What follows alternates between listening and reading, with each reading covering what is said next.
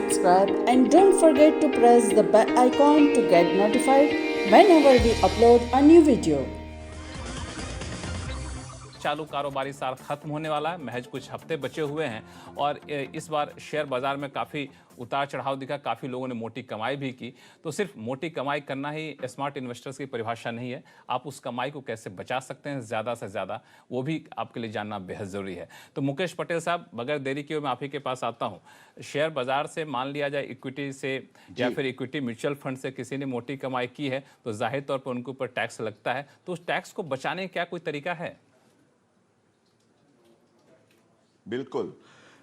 लक्ष्मण जी, जब से लेके ये 1 फरवरी 2018 के बजट से इक्विटी शेयर्स और इक्विटी ओरिएंटेड म्यूचुअल फंड्स पर ये जो 10% का tax long term capital gains का लगा है, उसको मध्य रखते हुए हमें ये जानना बहुत ज़रूरी है कि जो नई सेक्शन है 112 कैपिटल ए, उसके तहत हर एक केस में कोई भी इंडिविजुअल हो, एचयूएफ हो, कोई भी निवेशक हो, उसको अपना जो लॉन्ग टर्म कैपिटल गेन्स होता है वो हर साल उसको 1 लाख रुपये तक का एग्जम्पशन मिलता है। बाकी रेट तो फ्लैट है, ठीक है, पर ये 1 लाख रुपया जो है वो that's the key to planning.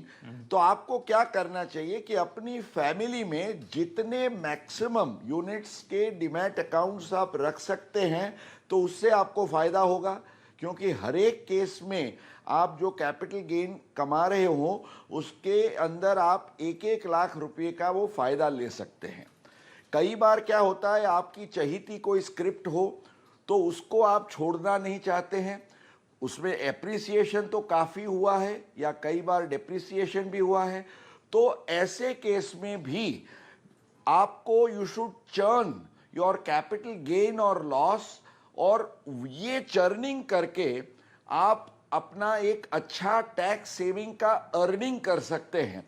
जैसे मैं आपको बताऊं कि आपका इस साल आप कोई भी शेयर की बिक्री भी नहीं करना चाहते हैं, पर 31 मार्च के पहले आपको 1 लाख रुपये का फायदा हो उतना तो बुक कर लेना चाहिए, नहीं तो आपका वो एग्जम्पशन लैप्स हो जाएगा। आपको चाहिए तो आप दोबारा वो स्क्रिप्ट उसी दिन खरीद सकते हैं और उसको आप अपने पास रख सकते हैं, पर आपकी वैल्यू अप हो जाएगी, तो फ्यूचर का टैक्स प्लानिंग आप अभी से कर पाएंगे। ठीक है, तो इसमें एक मुद्दा ये उठता है कि ये तो उन लोगों के लिए जिन लोगों ने कमाई कर ली है, लेकिन जाहिर तौर पे शेयर बाजार में कुछ लोग कमाते हैं, कुछ लोग गंवाते भी हैं। तो मान लीजिए किसी को नुकसान हुआ है तो क्या वो अपने प्रॉफिटेबल जो टैक्स की देनदारी है उसके साथ कोई एडजस्ट कर सकते हैं? इस बात का प्रावधान है? बिल्कुल लक्ष्मण जी, जिसको मैं कहूँगा कि make the most even out of your capital losses.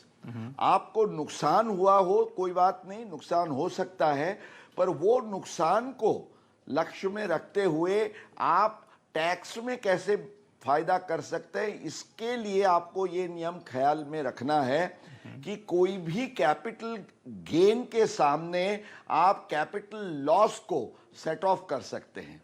इसमें नियम इतना ही याद रखना है कि लॉन्ग टर्म गेन जो है तो उसके सामने आप लॉन्ग टर्म लॉस या short term loss set of कर सकते हैं।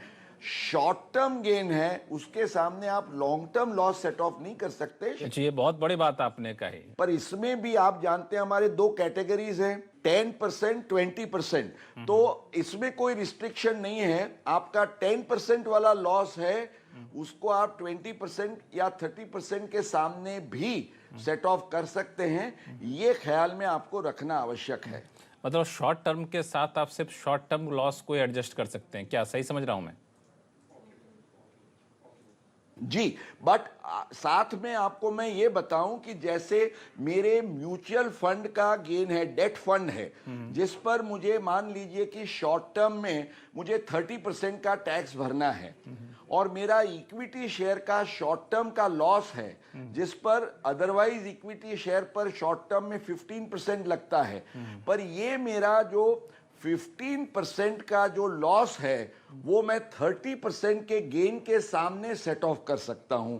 तो ये मेरा एक स्ट्रेटेजिक टैक्स प्लानिंग हो सकता है। और जैसे मैंने बताया, आप चर्निंग करके भी कोई लॉस बुक कर लो, शेयर दोबारा खरीद लो, पर वो लॉस को आप अपने गेन के सामने सेट ऑफ करो। तो ये सब 31 मार्च के पहले आपको, आपने जैसे बताया, जानकारी प्राप्त करके प्लानिंग करनी है।